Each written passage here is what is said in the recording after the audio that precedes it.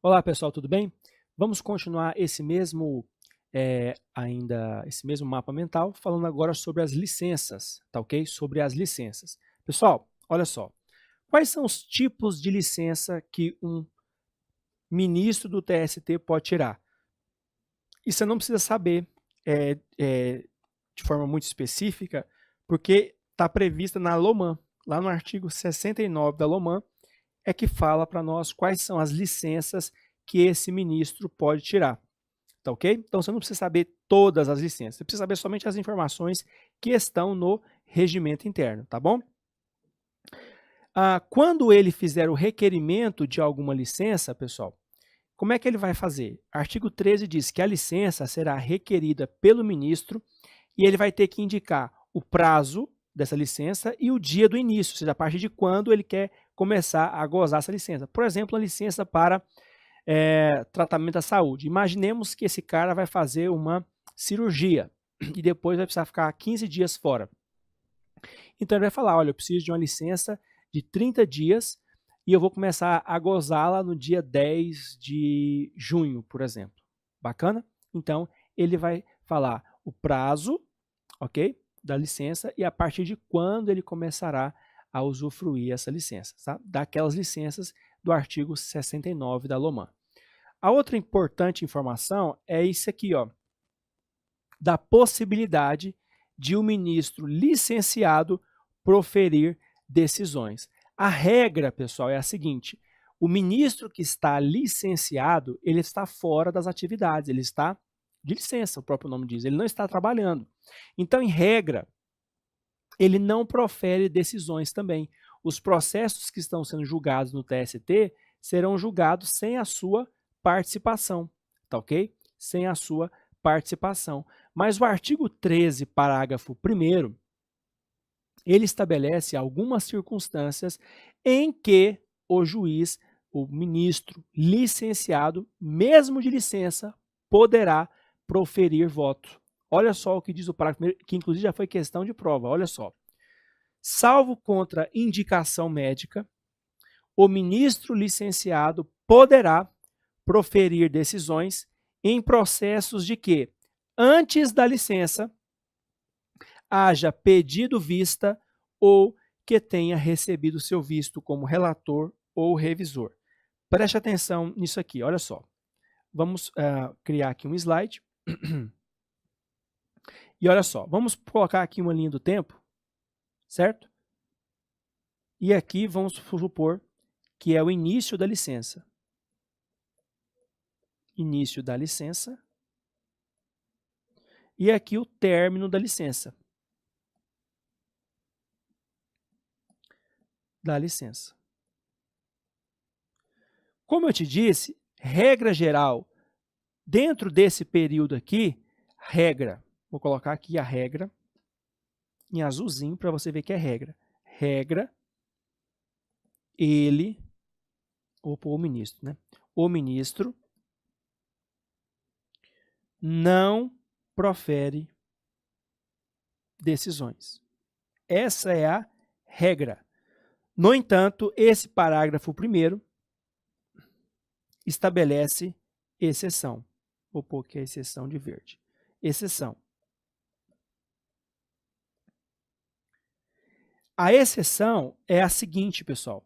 Se antes dele ter pedido a licença, ele tiver feito uma dessas duas coisas aqui, ó. Primeira, qual que é a primeira? Olha só. A primeira é a seguinte: haja pedido vista. Gente, isso aqui está muito sensível, esse mouse aqui. Haja pedido vista do processo. Então, olha só, haja pedido vista. A segunda é o seguinte: tenha dado o seu visto como relator ou revisor. Tá ok? Visto como relator ou revisor. Agora eu vou explicar para vocês. Essa primeira situação é a seguinte. Vamos imaginar que você estava em uma sessão de julgamento, o processo estava sendo julgado, e um desses ministros pediu vista do processo. O que é pedir vista do processo? Pedir vista do processo é quando você não é o relator do processo, mas você não se sente ainda capacitado, pronto para votar. Então, pode ser que o ministro não se ache ainda pronto, não se ache ainda com as convicções necessárias para proferir o voto nesse processo. Então, ele pede vista do processo. O que é isso? Ele pede para que o processo lhe seja encaminhado para que ele possa fazer um estudo do processo mais detalhado e proferir a decisão, o seu voto, né, em uma sessão seguinte. No entanto, quando ele pediu vista, o processo, quando voltou a ser julgado, ele já estava de licença. Nesse caso, então, ele poderá proferir o seu voto quando esse processo voltar a ser julgado, porque ele pediu vista antes do início da licença. Entendeu? Então, quando o processo voltar a julgamento, então aqui vão ser o julgamento de um processo. Ele poderá proferir o seu voto, por quê? Porque ele pediu vista antes do início da licença. Se ele não tivesse pedido essa vista, ele não poderia proferir o seu voto. Bacana? Há uma outra situação também que justificará essa possibilidade. Olha só. Quando ele tiver dado o seu visto como relator ou revisor. Nós vamos estudar sobre relator e revisor mais adiante, mas é o seguinte, em resumo, acontece assim. Quando um processo entra no TST e é de competência de algum dos juízes, esse processo ele não vai ser distribuído para todos os ministros do TST. Ele vai ser distribuído para um ministro do TST. Esse ministro do TST vai ser chamado de relator do processo. Relator do processo. E o que significa isso? Significa que ele será responsável por fazer uma análise muito profunda do processo e depois escrever um resumo, um relatório. Esse relatório que ele escreveu será apresentado na sessão de julgamento e é, em regra, baseado neste relatório que os outros juízes poderão proferir o seu voto. Bacana? E depois também, claro, de ouvir advogado, tirar suas dúvidas e assim por diante. Se algum desses ministros não se sentir satisfeito, não se sentir ainda apto, precisar de mais informações, é que ele vai poder pedir vista do processo. Pede vista quem não é relator, tá ok? Porque quem é relator não precisa pedir vista, porque ele já conhece o processo a fundo, tá bom? Quando eu falo de vista do relator, significa que o relator já terminou a sua parte no processo, já fez o seu relatório, tá ok? Então ele já pode proferir o voto, mesmo que ele esteja de licença quando esse processo for levado a julgamento. Não tem problema. E também temos a figura do revisor. O revisor só vai aparecer em uma hipótese aqui no regimento do TST, mas eu vou explicar mais adiante. O revisor é como se fosse um segundo relator. Em um tipo de processo específico aqui do TST, por ele ser muito importante, muito grave esse tipo de processo, eu quero ter duas opiniões e não apenas a do relator. Eu quero ter a do relator e a do revisor, que é um outro ministro que também vai fazer uma análise detida do processo, podendo concordar ou discordar do que foi falado pelo relator, tá bom? Mas isso vamos ver no momento adequado. Se esse revisor também já tiver dado o seu visto no processo, ele poderá proferir o seu voto, mesmo que esse julgamento se dê durante o período da sua licença. Mas cuidado, tanto a primeira hipótese, olha só, quanto a segunda hipótese só são possíveis se não houver contraindicação médica. Porque pode ser que essa licença, pessoal, tenha ocorrido devido a uma cirurgia gravíssima, um câncer que esse ministro teve, gravíssimo. Então, ele tem que ficar em repouso absoluto. Mesmo que ele tenha pedido vista ou dado o seu visto como relator ou revisor antes do processo, o médico pode falar, mas de jeito nenhum você vai proferir voto na situação. O seu repouso tem que ser absoluto. Então, essas duas hipóteses que só são possíveis se não houver contraindicação médica. Bacana? Então, tem que ter essa observação aqui em ambos os casos. Continuando, pessoal, nessa letra D aqui, nós temos as regras relativas à reassunção do cargo. O que é reassunção do cargo? É o ministro voltar da licença. Regra geral, pessoal, o ministro tem que terminar a licença que ele solicitou, ok? Regra geral, ele tem que terminar a licença. Tanto é que quando ele requer, ele fala, olha, eu vou começar a tirar a licença nesse dia e eu vou tirar por, sei lá, 30 dias, por 40 dias. Porque já fala o prazo, né? Então, a regra geral, o que é mais comum, é ele terminar o período da sua licença.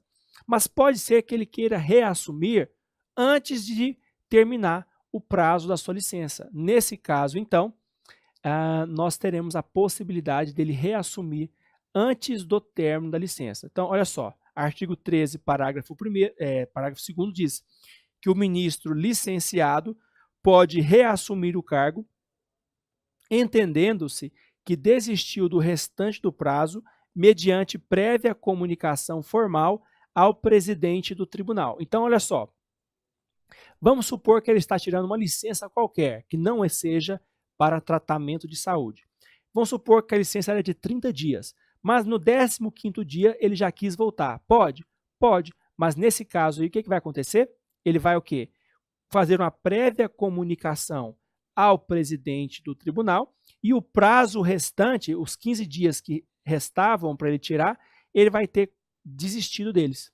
Tá? Então, a sua reassunção significa desistência do restante do prazo da licença, porque ele quis voltar antes do término.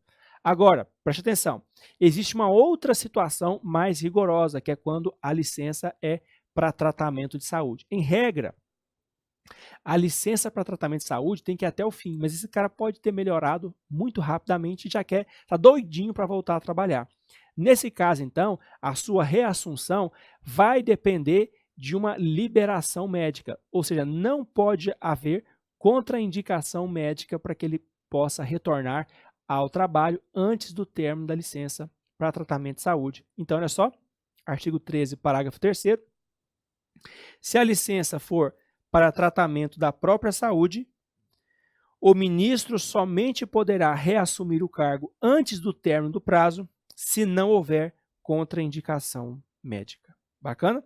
E se ele voltar, nesse caso, antes, né, do prazo, também entende-se que ele desistiu do restante do período de licença. Bacana? Pronto, vamos fazer algumas questões aqui. Ó.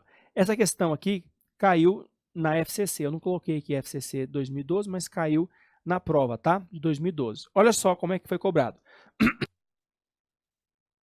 Durante o período de férias, o presidente do TST poderá convocar, se urgente, sessão extraordinária com antecedência de...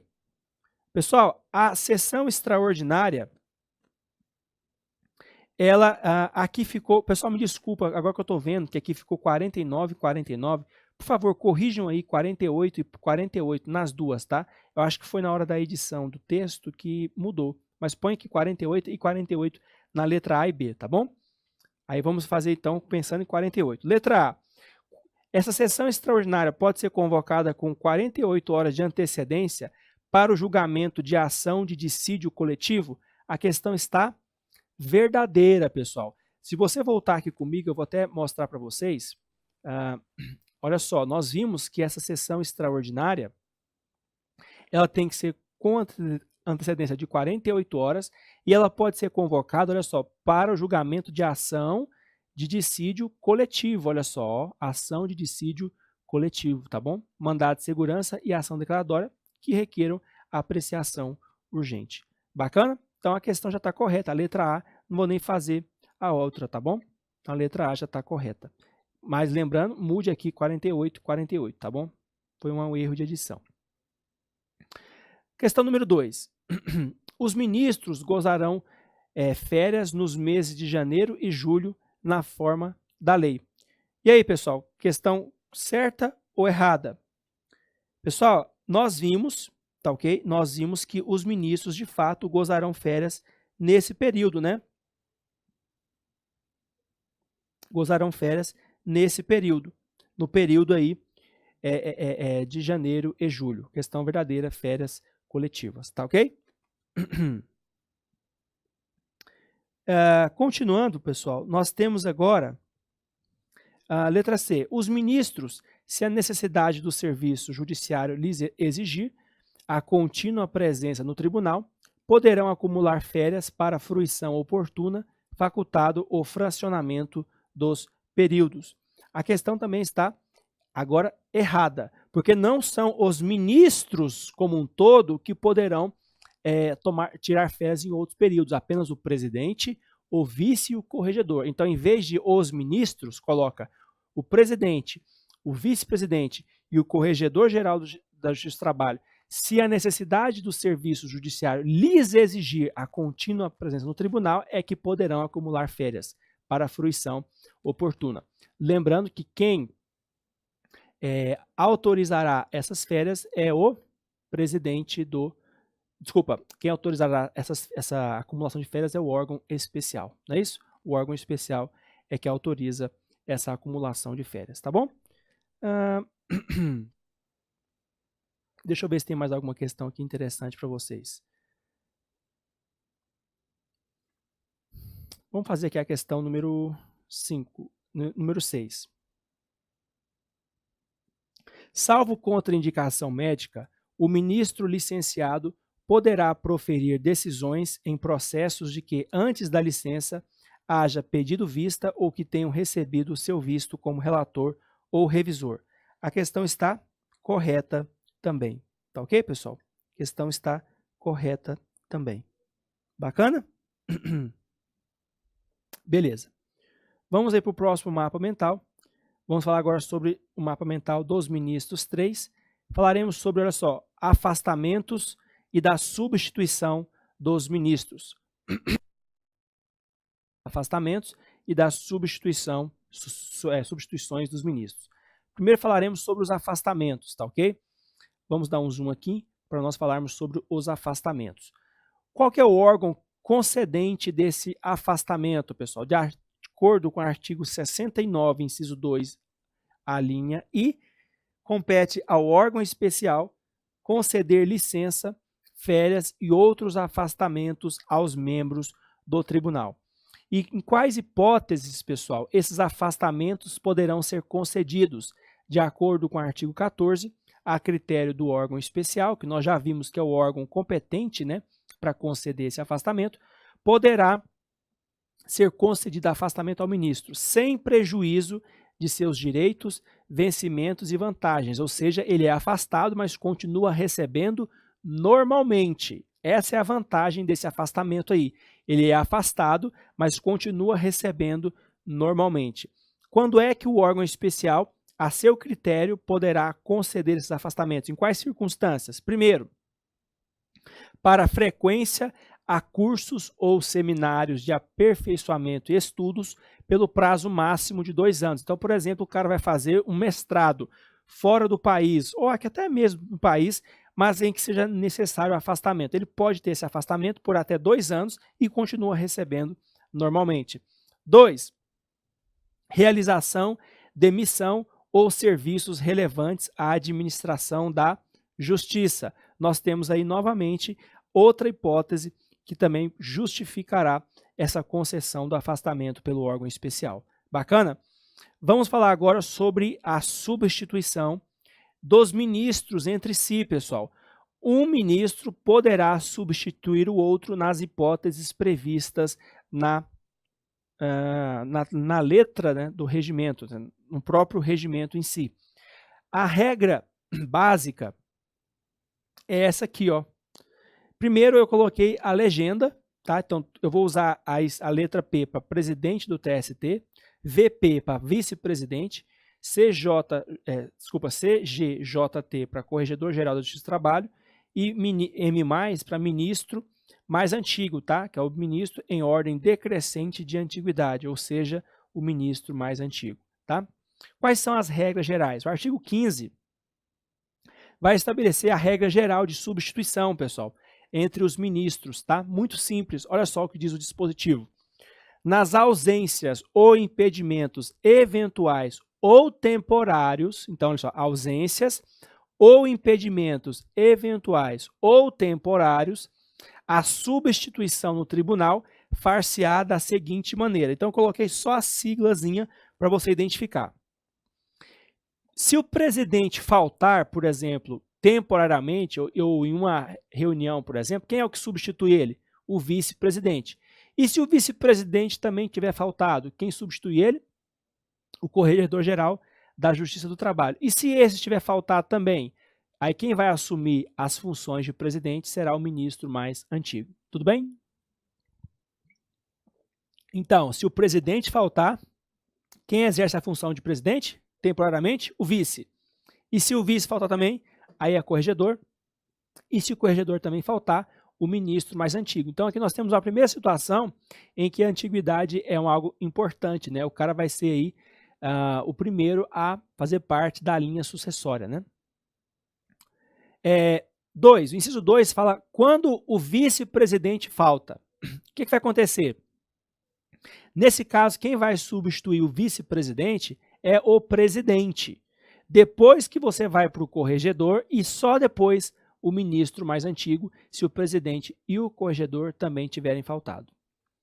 No caso agora do corregedor, se ele tiver faltado, quem é que ocupa o lugar dele? Temporariamente, o vice-presidente. Se ele tiver faltado, o presidente e só depois o ministro mais antigo. Então, você percebe que você sempre parte do maior para o menor, né? Maior para o menor. Nesse caso aqui, você parte desse, então você vai para o maior e depois o menor.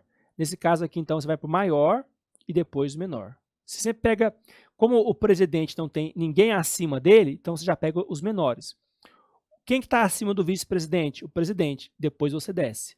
Quem está acima do corregedor? O vice. E acima do vice? O presidente. E depois você desce. Bacana? Como eu te disse, pessoal, o TST tem 4 tipos de órgãos judicantes. O Tribunal Pleno, que é composto por todos os 27 ministros, o órgão especial, que é composto por 14, algumas sessões, que eu vou te explicar depois quais são seus membros e suas competências, e por fim, as turmas. Nós temos no TST 8 turmas, cada uma formada por 3 ministros. Essas turmas têm o seu presidente, que é o ministro mais antigo, tá? Se esse presidente de turma faltar, nas ausências aí temporárias, né? Quem é que vai substituí-lo? Olha só, o presidente da turma, ele será substituído por quem? Pelo ministro mais antigo presente na sessão, ou seja, o próximo em antiguidade. Bacana? O ministro mais antigo presente na sessão. O TST também tem comissões, pessoal, tá? Essas comissões não são órgãos judicantes, elas não julgam processos trabalhistas, elas auxiliam administrativamente o tribunal em questões de regimento, em questão de jurisprudência e questão de documentação, como eu vou te mostrar também mais adiante. Essas comissões também têm um presidente, e se o presidente dessas comissões faltar temporariamente, quem é que vai ocupar o seu lugar? O ministro mais antigo dessa comissão. E qualquer dos membros das comissões, pelo respectivo suplente. Essas comissões permanentes, elas têm 3 membros titulares e um suplente. Se o presidente dessa comissão faltar, ele é substituído pelo ministro mais antigo. Agora, se os outros membros que não são presidentes dessa comissão faltarem, o suplente está ali para substituí-los, tá bom? O regimento também fala sobre regras aplicáveis à substituição do relator. Então, se você precisar alterar o relator de um processo, quem é que vai substituí-lo? Essas regras, por serem mais complexas, não serão tratadas aqui agora.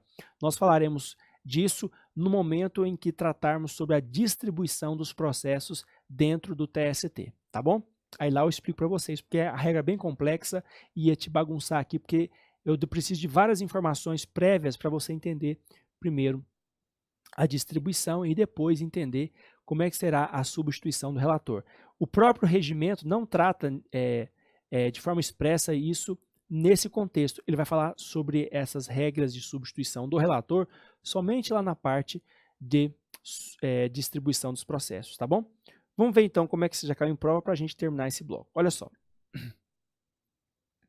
A critério do Tribunal Pleno, poderá ser concedido afastamento ao ministro sem prejuízo de seus direitos, vencimentos e vantagens para a frequência a cursos ou seminários de aperfeiçoamento e estudos pelo prazo máximo de 2 anos. A questão está errada, porque não é o Tribunal Pleno que concede esse afastamento, é o órgão especial.